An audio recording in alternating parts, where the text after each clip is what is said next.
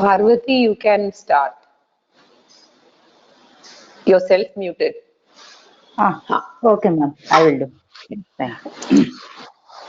Om Parthaya Pratibodhitam Bhagavata Narayanena Swayam Vyasena Grathitam Purana Munina Madhye Mahabharatam Advaitaamrutavarshini Bhagavati अष्टादशाध्यायिनीम् अम्ब त्वामनुसन्दधामि भगवद्गीते भवद्वेषिणीम्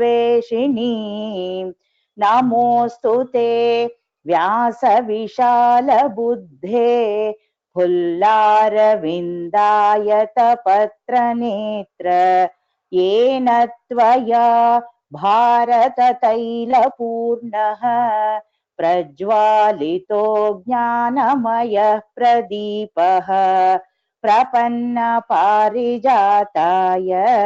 स्तोत्रवेत्रैकपाणये ज्ञानमुद्राय कृष्णाय गीतामृतदुहे नमः।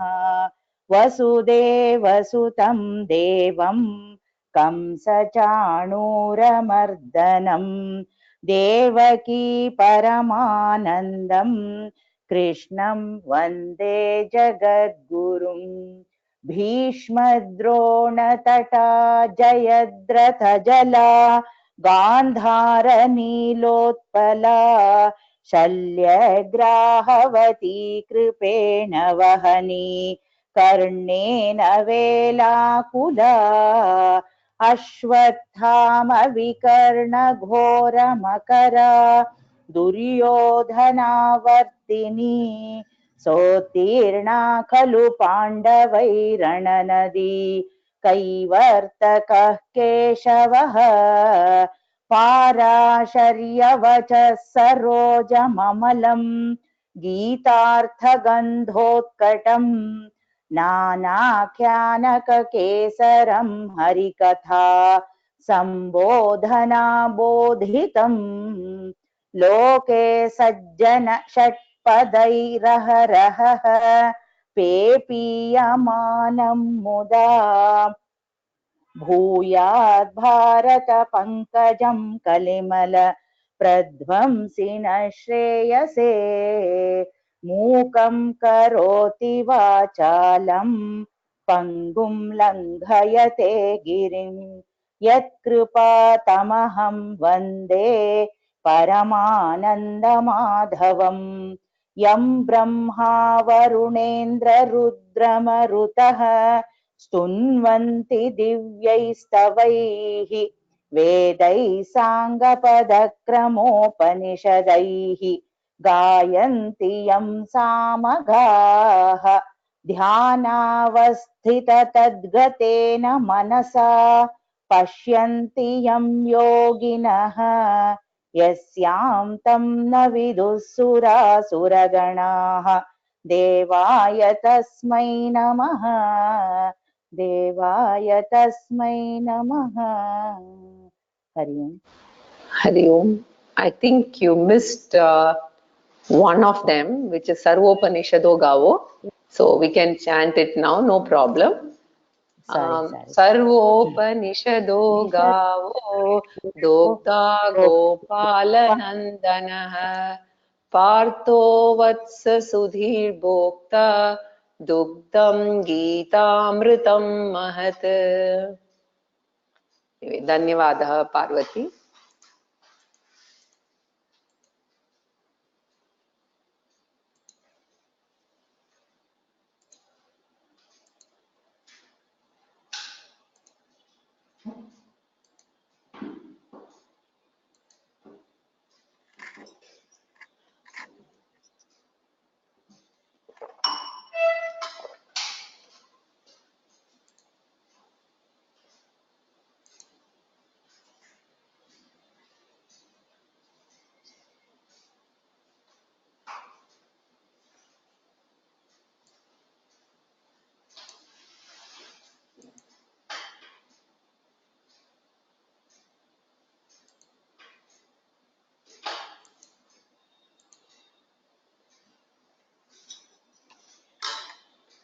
सदाशिवसमारम्भाम् शङ्कराचार्यमध्यमाम् अस्मदाचार्यपर्यन्ताम् वन्दे गुरुपरम्पराम्.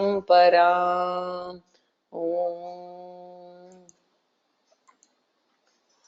परं वरिष्ठं ब्रह्मिष्ठं परमानन्दरूपिणं परमार्थनन्दयतिं सद्गुरुं प्रणतोऽस्म्यहम्.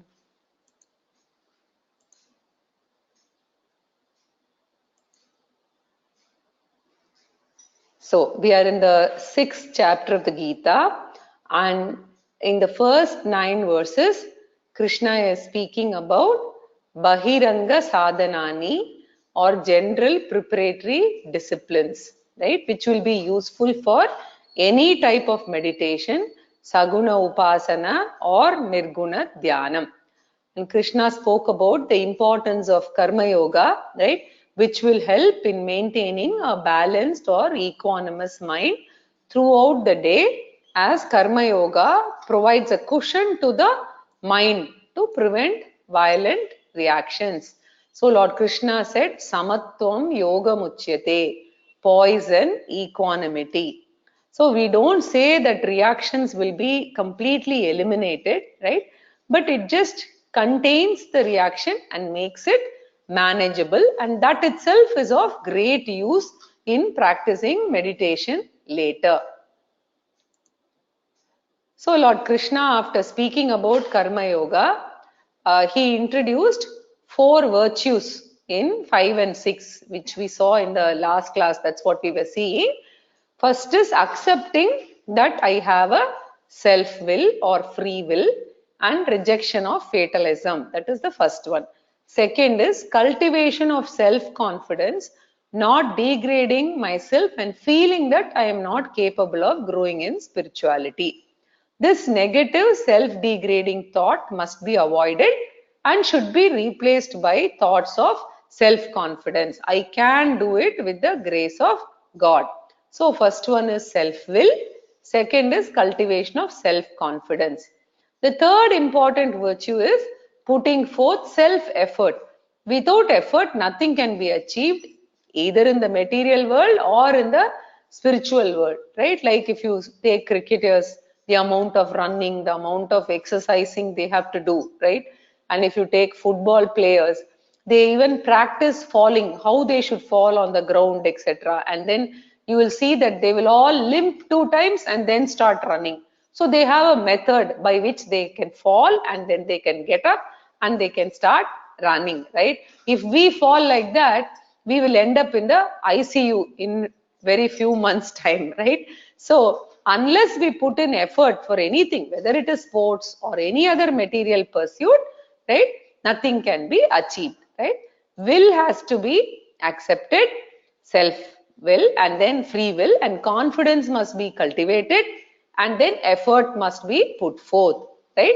And the fourth one is self-integration must be achieved. Yuktatvam or samahitvam. So every layer of a personality should be fit and they should work in coordination. So life must be a teamwork, right?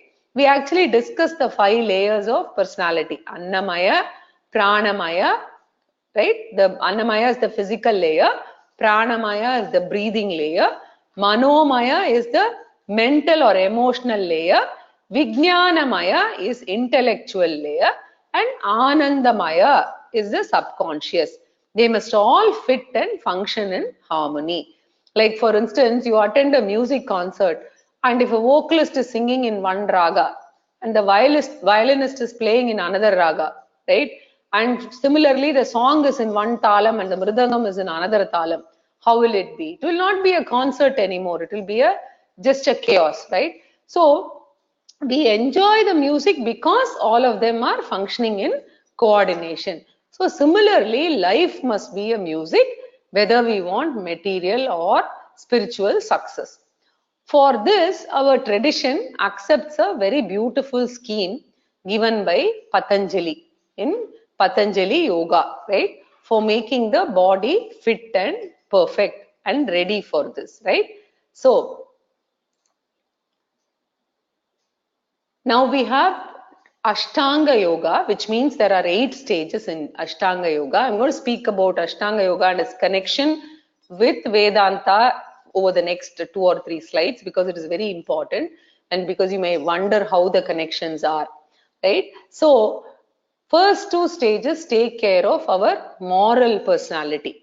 Without a moral and ethical life, our spiritual journey won't happen, right? So 5 moral values: ahimsa, right, which is nothing but non-violence; satyam, truthfulness or integrity; asteyam, right, not possessing anything, not belonging to me legitimately. I don't possess anything which doesn't belong to me. So I don't want to keep it even for one day. Immediately I should give it away. My conscience should not permit me, right? Then brahmacharyam, discipline with regard to sexual morality. Finally, aparigrahyam, right? Not amassing wealth or any possession beyond a limit. Even legitimate possession I must not hold on to. Instead, I share with other people who need them. So avoidance of even legally whatever belongs to you, that possession beyond a limit, right? Avoidance of a luxurious life, and it's specifically this advice is for spiritual seeker, not for all, right? So it is a special value. These 5 put together is called yama, right? So yama of Ashtanga Yoga is comprising of these 5 values. Then the second is niyama, right? Second step is called niyama. 5 important values: shaucham, right? Physical, verbal and mental cleanliness. Even words that I use should not, we should not use swearing or angry words, right? Lakshmi Devi and Saraswati will walk away. That is how our grandparents have actually taught us, our parents and grandparents, right? And never use amangala words. Like there are in Tamil they'll say shaniyane, or they'll in English they'll shout pig and all that. So we're not supposed to use names of animals and bad words, swearing words, right? So if one is spiritual, start filtering these regularly, right? Every day, every word you watch. So we will see in the 17th chapter about the 4 filters, right? But what is important is shaukcham is at the physical level, verbal level and mental level, the cleanliness. Then santosha or contentment with limited possession, whether it is dress, vehicle, etc. Make it simple with limited possession and never compare with neighbors, right? And in Sanskrit and Shastra, it does not mean happiness but means contentment, right? Then resisting greed and cultivating contentment is very, very important, right? So regularly you tell yourself, I'm contented with whatever I have, right? First you say verbally, then it will start slowly getting inside us, right? We will internalize. The third is tapas or discipline, austerity or moderation in everything, avoiding extremes or overindulgence in anything, right? Then fourth one is swadhyaya, right? Swadhyaya or your scriptural studies, attending Gita classes or whatever, Gita or Tattva Bodha or Upanishad classes, all of those come under Swadhyaya. Then Ishvara Pranidhana, devotion to God, right?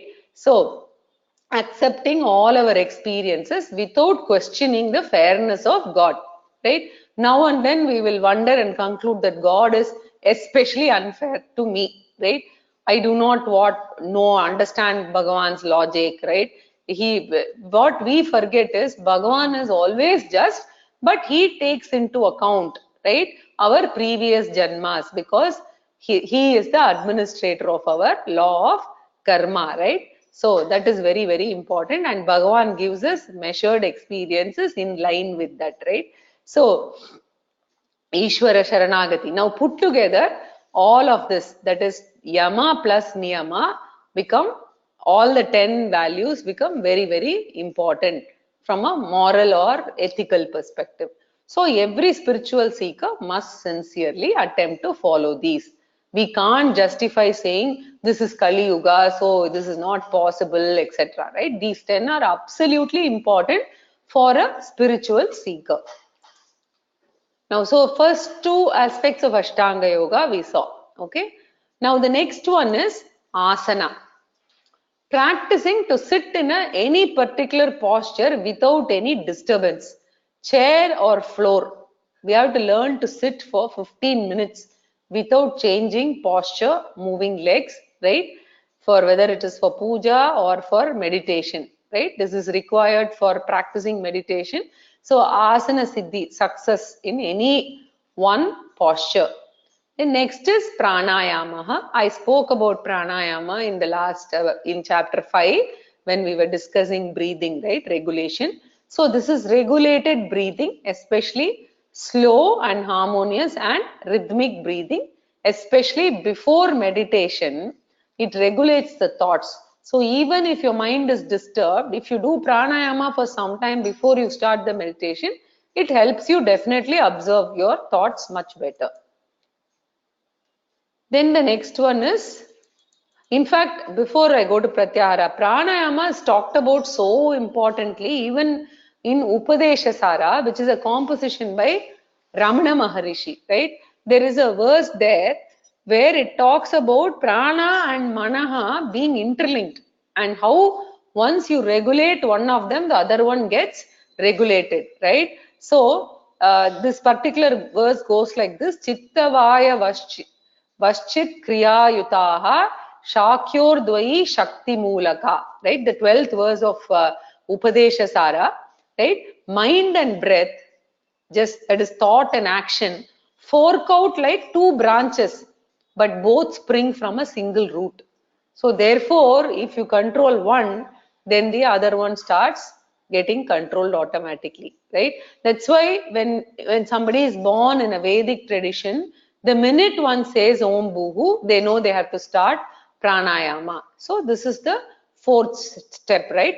These four, very important. The first four together is known as Hatha Yoga for disciplining external personality, which is gross, right? So the fifth one is Pratyahara, means withdrawal of the sense organs at will. Prati is inwards and ahra is withdraw.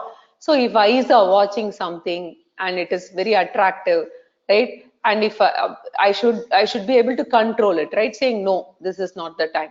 Then like ears, if it is listening to gossip, I should decide it's not good for spiritual growth and I say no, you can't hear, right? And it must act immediately. This capacity I should have throughout the day. The moment I sit in meditation, I must be able to get the sense organs to obey. This capacity is called Pratyahara. In Tattva Bodha, you may recall, those of you who remember the introduction to Vedanta classes, this is referred as Damaha. Right? Shamadhi Shatka Sampattihi. Shamaha, Damaha. Damaha was the second one, right? So, tough, but this is our sadhana, right? The sixth one is Dharana. Pratyahara is at sensory level, right? Pranayama is at pranic level. What a beautiful scheme, right? To take care of each layer, right? Asana is for Annamaya layer. So we have taken care of sensory layer, we've taken care of pranamaya by pranayama, Annamaya asanas, right? Now Dharana is thought discipline for Manomaya Kosha. I learn to withdraw my thoughts from the worldly field, withdraw from office, right? So once I come home, I should stop thinking about office, etc., right? So if I choose to focus on Shiva Manasa Puja, I must continue to focus on that for that period of time, right? So Dharana is withdrawal and focus on a particular field preceded by withdrawal, right? Dharana means holding thought in a particular field, right? Now the next one is Dhyanam, right? Dhyana. So it is trying to retain the thought in the same field for a length of time. First is bringing it to focus, then Dhyanam is retaining the thought, holding it for a length of time, right? Like turning my eyes towards, say, that pillar and then continuing to hold my eyes towards that pillar, right? So Dhyanam invariably involves a tug of war, because I try to retain and it will run. Then I have to bring it back. Then there's a tug of war. So this process is Dhyanam, right? Very important. Then when the tug of war is over and I am absorbed in the field without distraction, undistracted absorption is called Samadhi. Right? Now the field of Samadhi can vary from meditation to meditation, whether it is Manasa Puja or Vedantic teaching. Right? Mind does not stray away from that. Right? Even in class for 1 hour, if you are able to listen to the talk, right? That itself is a fantastic achievement. Initially, few minutes in between it'll go and come, right? If I manage this 1 hour without distraction, that is itself meditation, right? In fact, Swamiji calls it, or Vedanta refers to this as Shravana Abhyasa Rupa Nididhyasanam. So that is also fine if you are able to focus on the teaching during the 1 hour, right? So for the teacher also it becomes Nididhyasanam, or Dhyanam. For the student also it becomes Dhyanam, right? So the second half is called Raja Yoga. So Hatha Yoga plus Raja Yoga is equal to Ashtanga Yoga, right? And initially I try to master Hatha Yoga, then I master Raja Yoga, right? So this is very important what I'm going to say now, because in Aparokshanubhuti, Shankaracharya says, if Raja Yoga is not possible, you practice Hatha Yoga, right? He says, Ebirangaihi samayukto Raja Yoga udahritaha kinchit pakva kashayanam Hatha Yogena sanyutaha. Verse number 143 of Aparokshanubhuti, right? A very advanced text of Shankaracharya. In that he talks about if a person, he goes to the extent of saying if a person is not ready forget about dhyana and other things, saying if for Raja Yoga, then you make sure that you do Hatha Yoga so that you get ready for that, right? So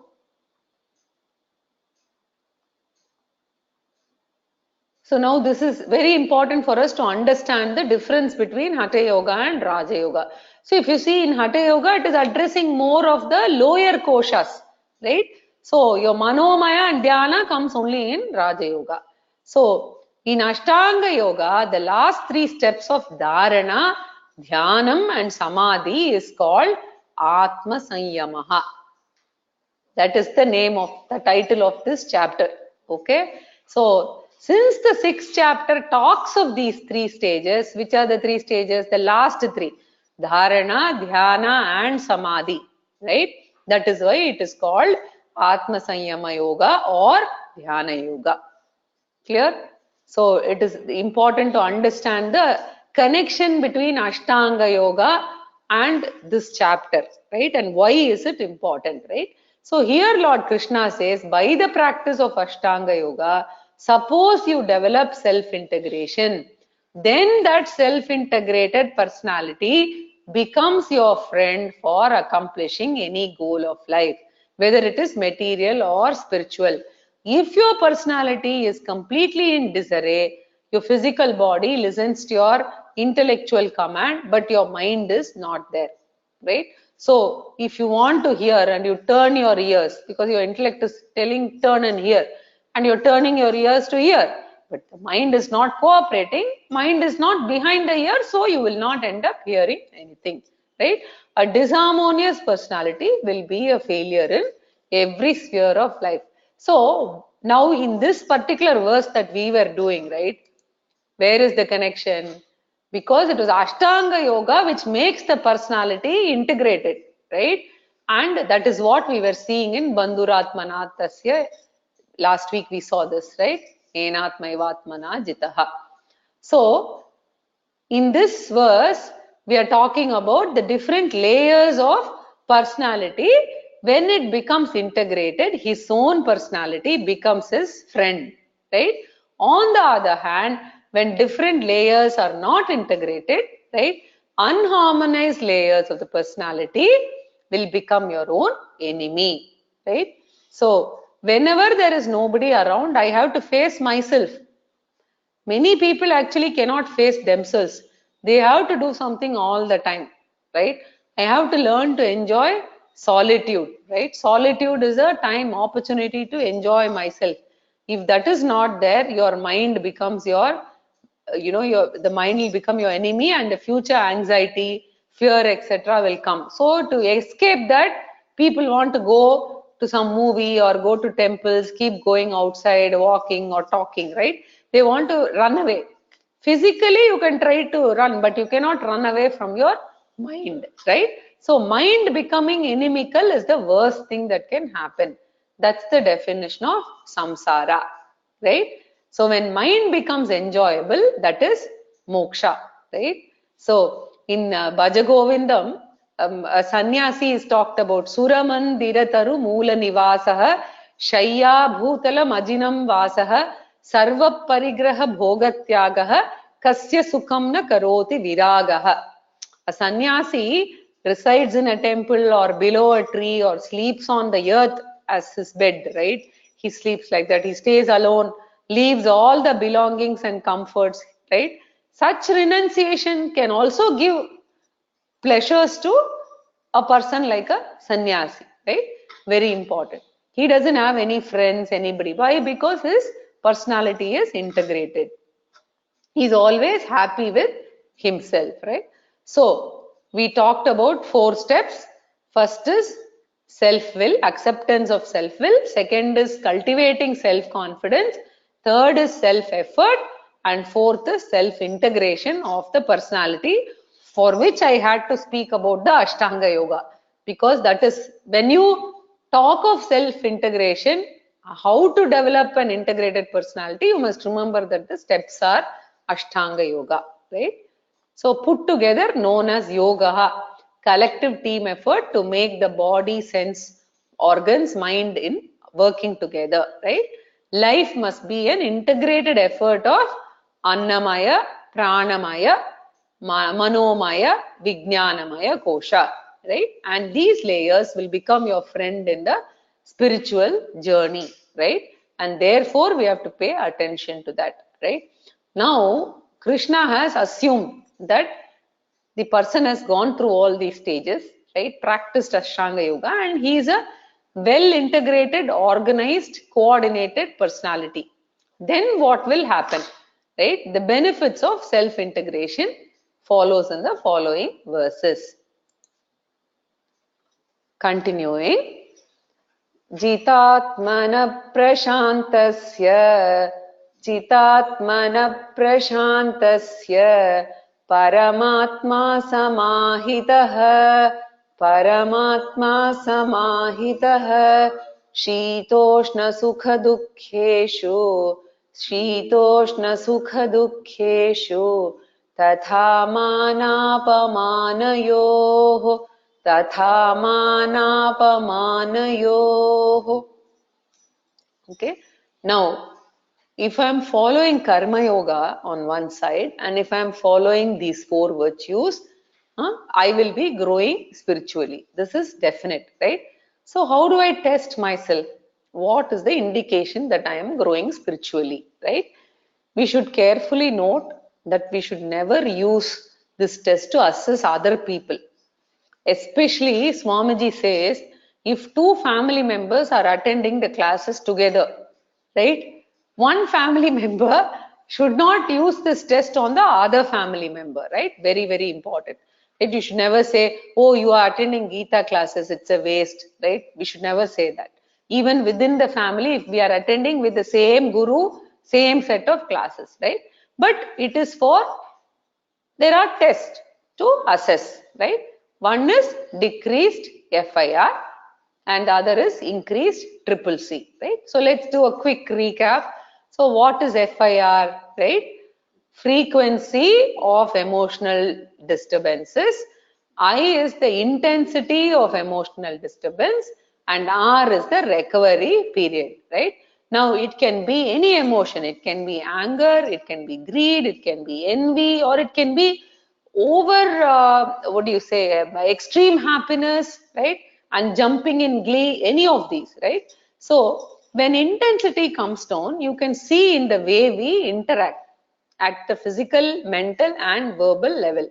If intensity is high, I transfer the disturbance onto the others, right? If I lower, I don't transfer. So this is one way of finding out. So even though there is mental disturbance, only I know there is disturbance in mind, right?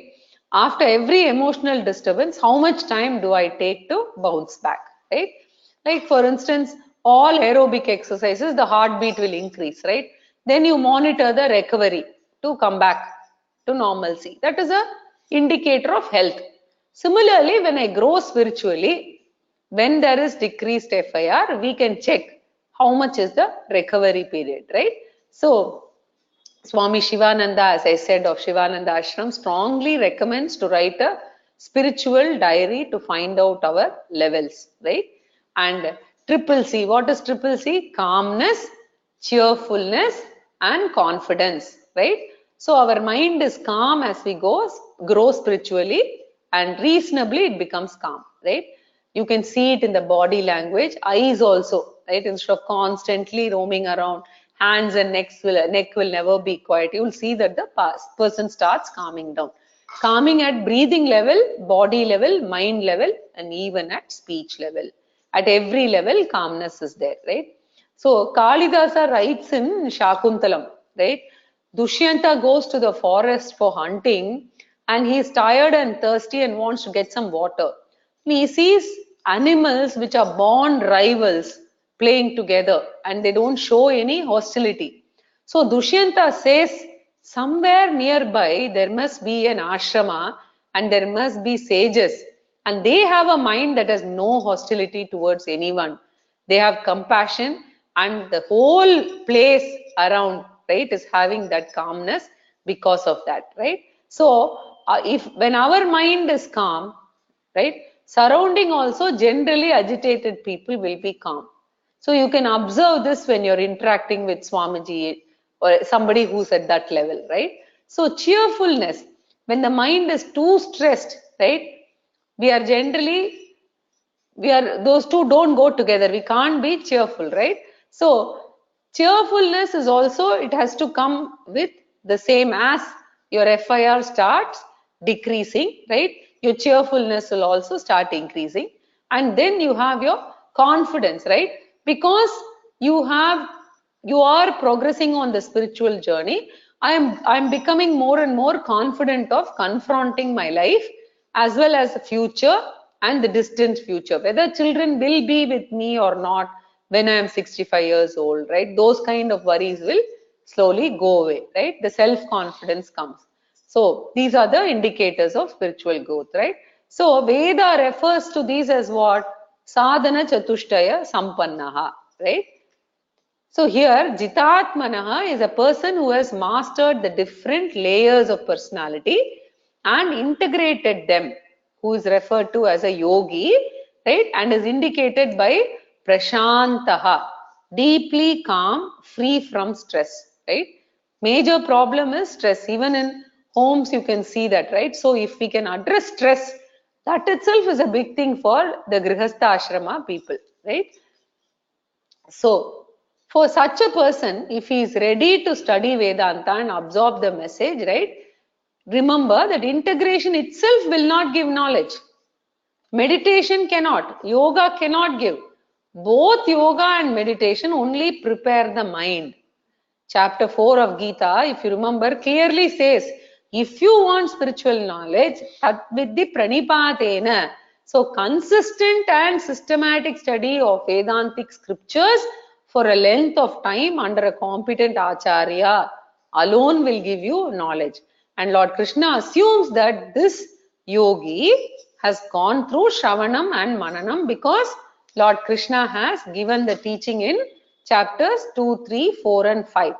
What is the teaching? Essentially, he expects the yogi to know or having imbibed the 5 capsules of Vedanta. What are the 5 capsules of Vedanta?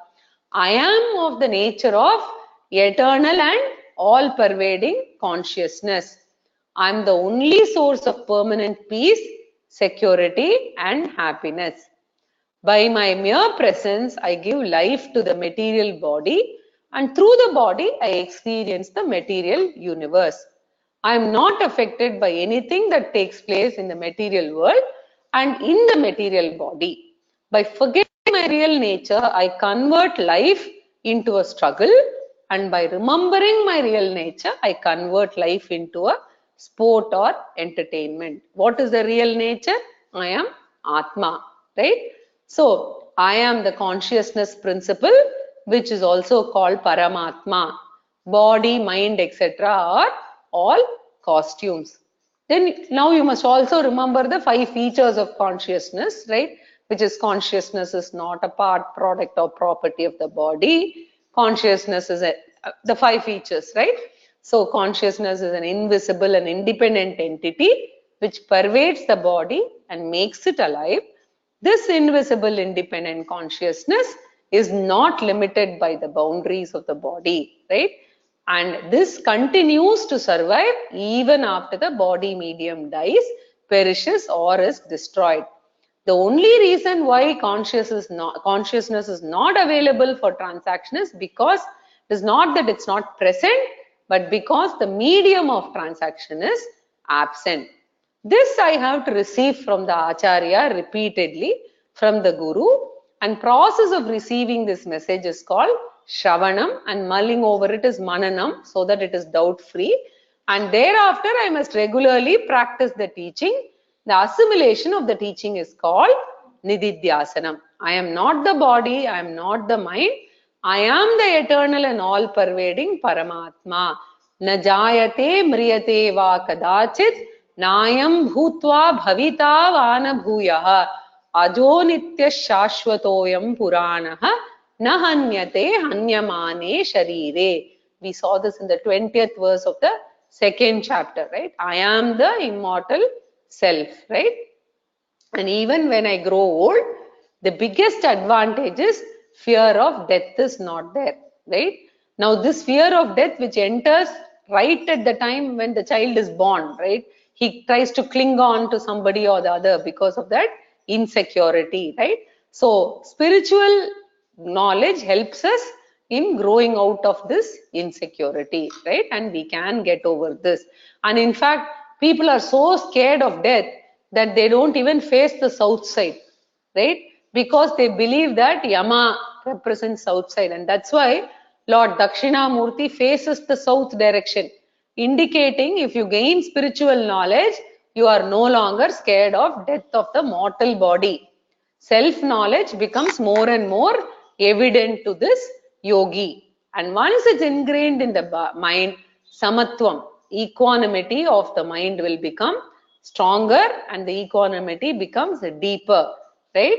Samaha bhavati, the Vedantic meditator, assimilates this message and becomes calmer and calmer. Obviously, he knows that because of prarabdha karma, it is going to bring favorable and unfavorable news. But the difference is with every mobile call, he's not going to shiver, wondering from where what news is coming as we start growing older, right? Now we should remember that one day Rama was given a favorable news saying what? That he was going to become an emperor, right? And thereafter Rama was given news on his very soon on his not only not becoming emperor but having been banished from the kingdom and to have been asked to leave for the forest, right? So in chapter 2 of this one, the Ayodhya Kandam, Sarga 19, right? There is a very nice verse. Navanam gantu kamasya tyajata cha vasumdaram sarvaloka atigasya iva lakshyate chitta vikriya. 2:19:33. Okay, in case you want to refer. In that Rama who was leaving the kingdom after having decided to go to the forest, there was no sign of being perturbed, right? There's nothing in his mind. Like an ascetic who is beyond worldly pain and pleasure, he left Rama, right? So, when disturbing news comes, we may ask what? But as Swamiji says, after some time, we must ask, so what? Right? Shita Ushna, representing comfort and discomfort in our surroundings. Learn to go through both without complaint. Shita Ushna, Sukha Dukkha, favorable and unfavorable situations. manam and apamanam, honor and criticism or disrespect, right? In Bhaja Govindam, Shankaracharya says, you will be honored in your family, very, very disturbing, as long as you are productive and healthy. The moment you become non-productive, attitude will change, right? Yavad vitto parjana sakta tavan nija parivaro raktaha paschat jivati jarjara dehe vartam kopina prichati gehe. As long as you have the ability to earn money, so long will your dependents be attached to you. After that, when you live with an infirm body, no one in this world will even speak to you a word. And what is surprising is Shankaracharya, who was a sannyasi, has written these verses on in Bhaja Govindam, right? So let the mind be well cushioned so that we can face any of these favorable or unfavorable situations. So tatha manapa manayoho. All these are benefits of nididhyasanam, right? So samahitaha, right? Even in whether it is honor or criticism, you have to prepare your mind, right? And for, first of all, for facing the world and for nididhyasanam. Therefore, Arjuna, do bahiranga sadhanani. So this verse is all about how a jnani is facing unfavorable and favorable situations, right? So moving on to 8th verse.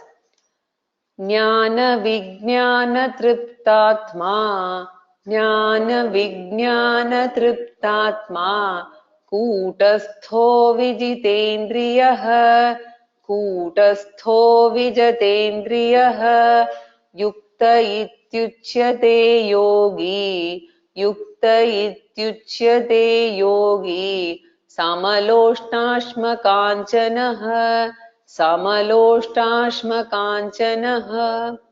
So it's vijitendriyaha, right? Vijitendriyaha, the spiritual seeker goes through initial stages of Ashtanga yoga and Karma yoga and manages the sense organs, right? So he is the master, right? Vijitendriyaha, synonymous damaha or indriya nigraha, right? So after going through these stages, he should expose to spiritual education program, which is in the form of jnanam and vijnanam. Very important verse from that aspect, because Shankaracharya writes elaborately in his Bhashyam on the difference between jnanam and vijnanam, right? What he receives from the Acharya is jnanam, the eternal, all-pervading consciousness principle, what you learn about, that is jnanam. Vijnanam is by nididhyasanam, right? So when you practice Vedantic meditation, in the absence of the Guru, I relive the teaching that is in the mind. I learn to practice. I am not the body mind, and I should naturally claim that I am the immortal, right? I am the immortal self, right?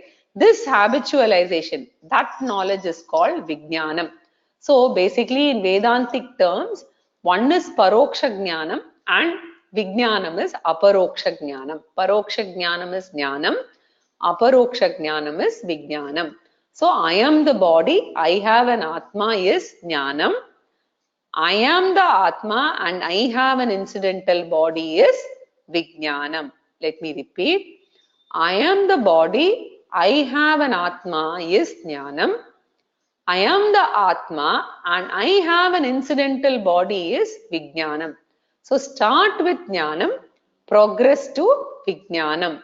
The state of mind is moksha, tripta atma, totally fulfilled, right? I feel the life's mission is accomplished, and anything else you accomplish in life, you feel incomplete, as there is always more to achieve. That is samsara.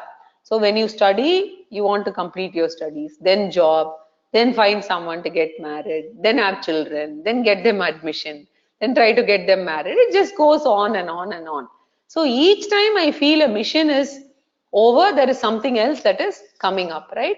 So that sense of incompleteness, right, will be wiped out with Atma Jnanam, or which is Vijnanam, right? So Purnamadaha, right? That is Vedanta. Saham Purnaha Asmi, right? As a fulfilled person, that is why we chant Purnamada at least at the end of the Gita class, so that for some few seconds we can claim Purnatvam, right? So as a fulfilled person, I do a lot of things in life, right? It will never take away the fulfillment that I have. We can continue in the world pursuing whatever interests we have as long as it is moral, ethical, dharmic, right?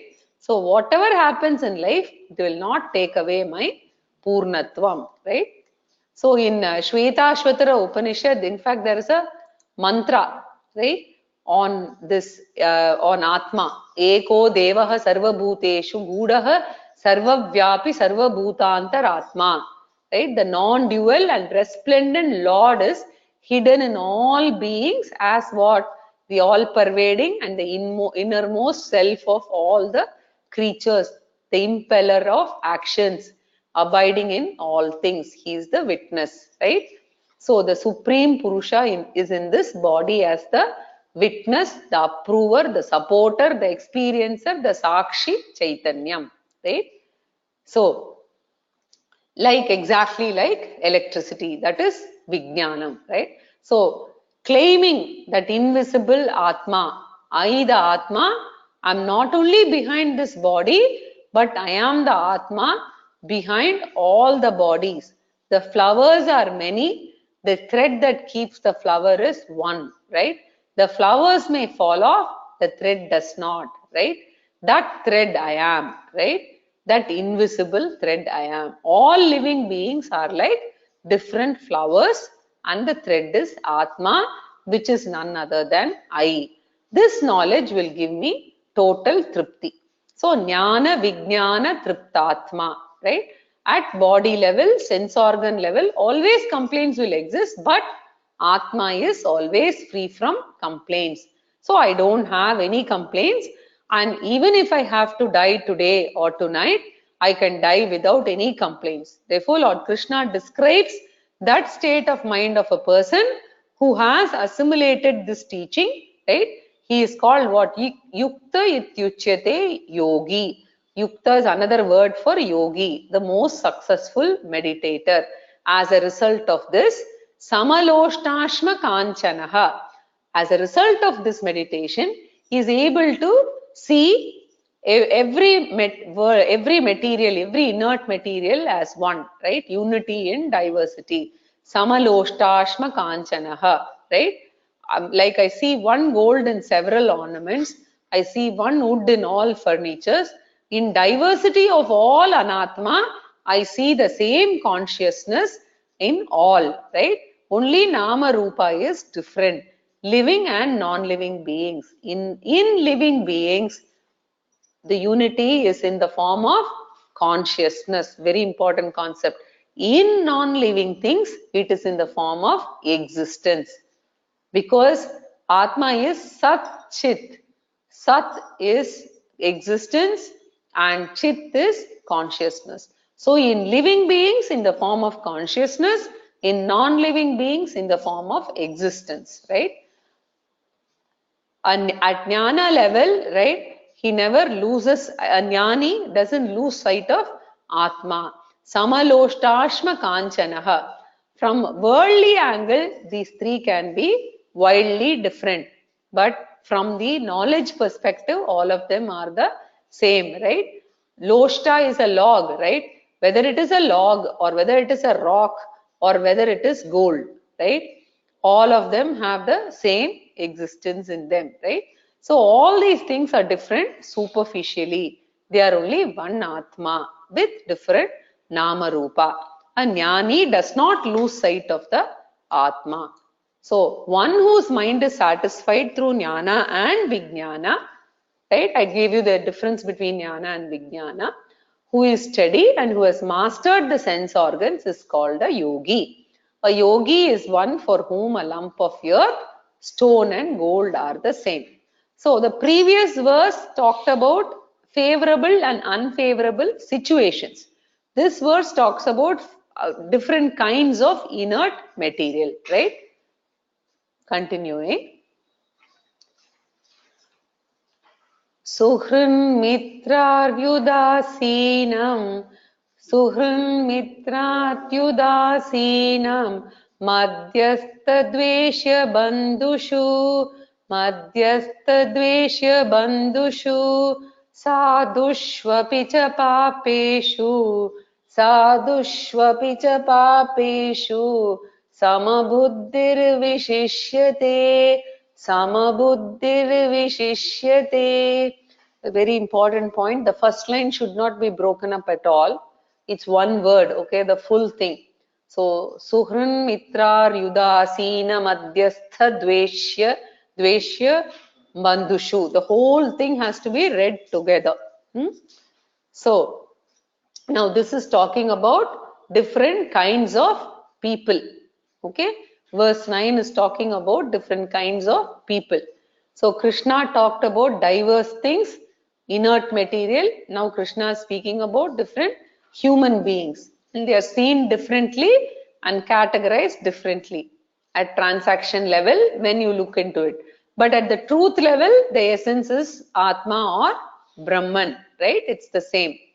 So at the time of Pralayam, all of them will get reduced into what? One fundamental essence called Atma.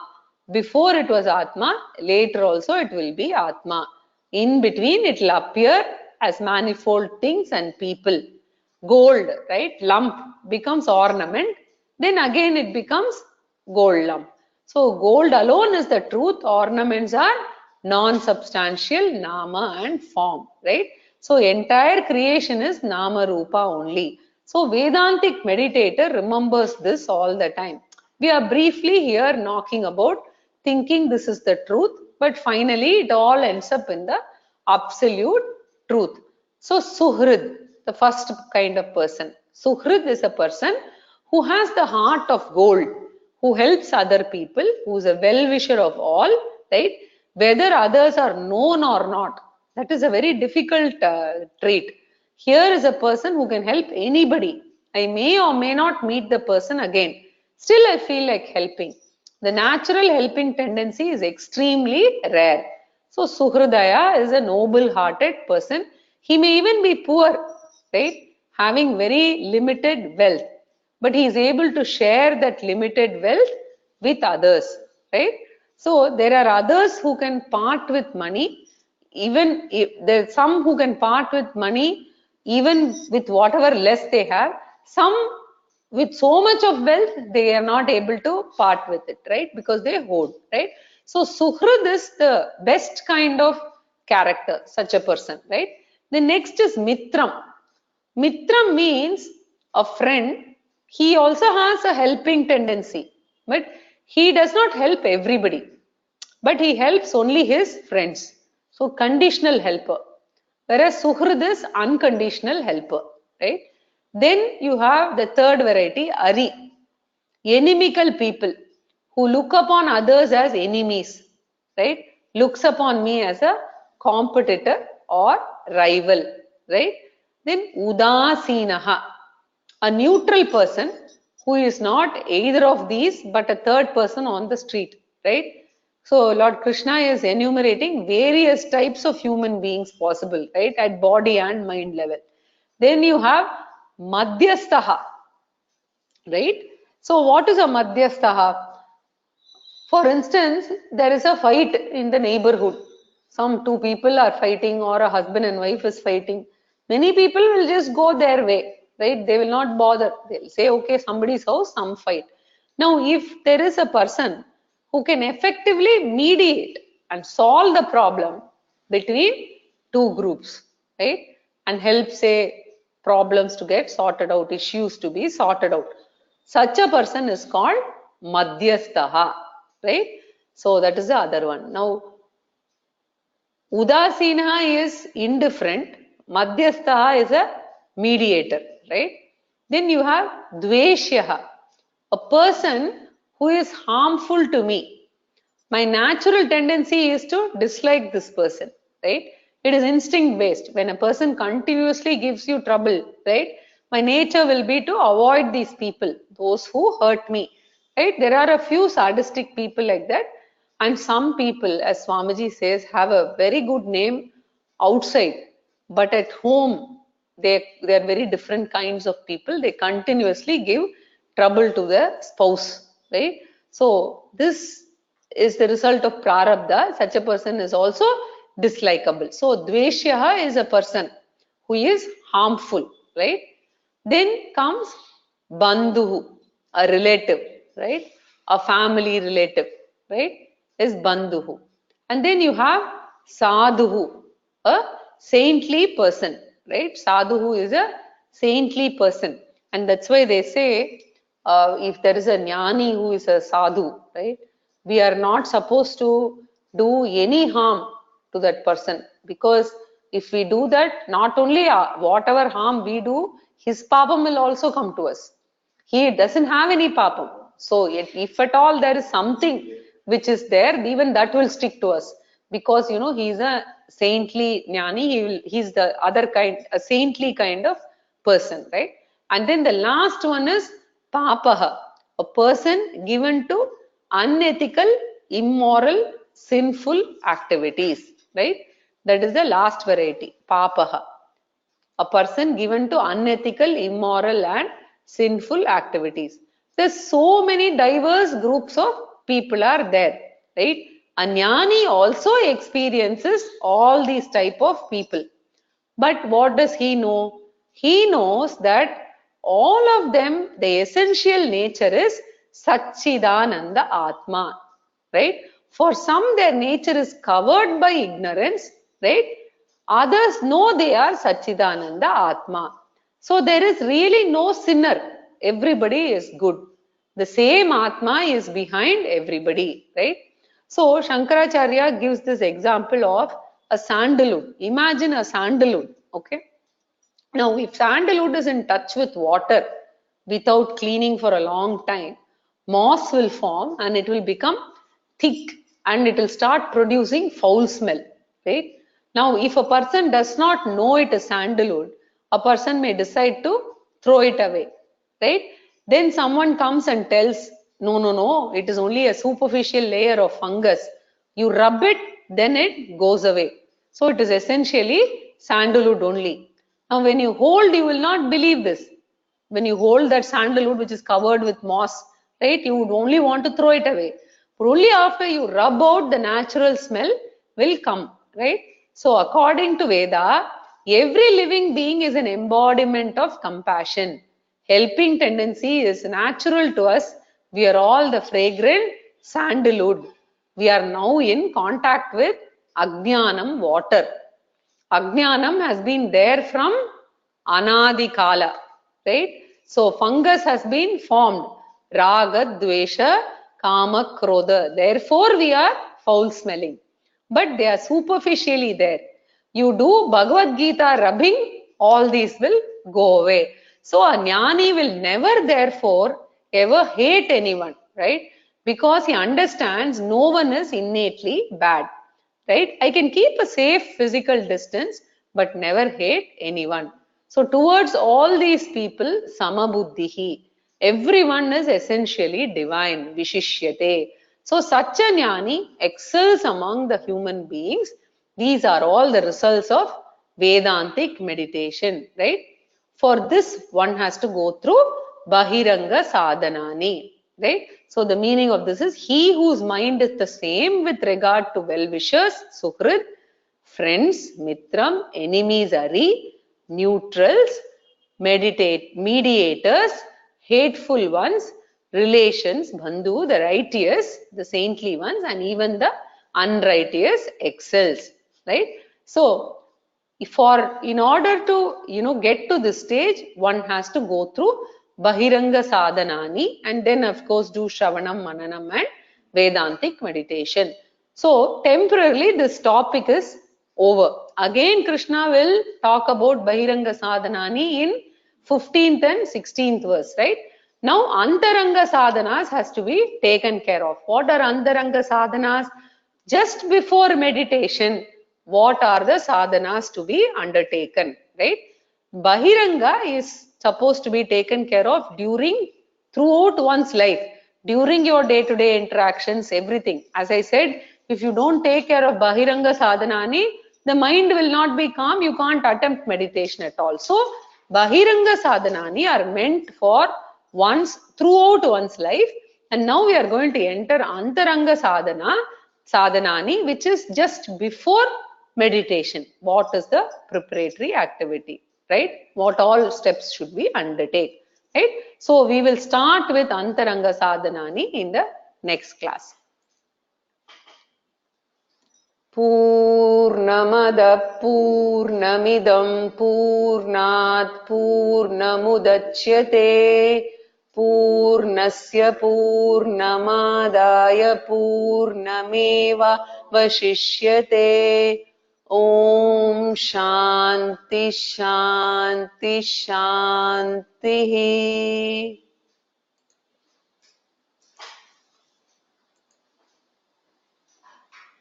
Any questions?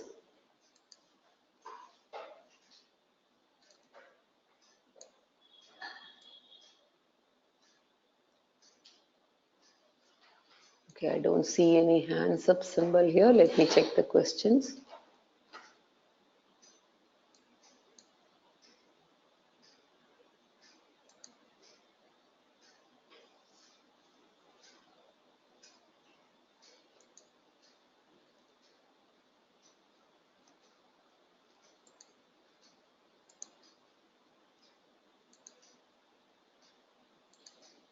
Was there a problem with audio? Can somebody speak up, please?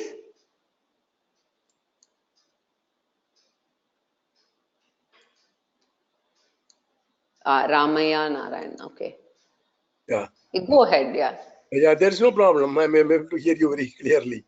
Okay, because somebody had left a question in the question section that, they couldn't hear audio. Okay. So are there any questions from anybody? I think there are no hands up symbol here. Okay. And there are no questions in the question side also. Okay. Thank you so much. Dhanyavada. You can also drop me mails if you have any query. Not a problem. I can answer in the next class also. Hari Om. Dhanyavada.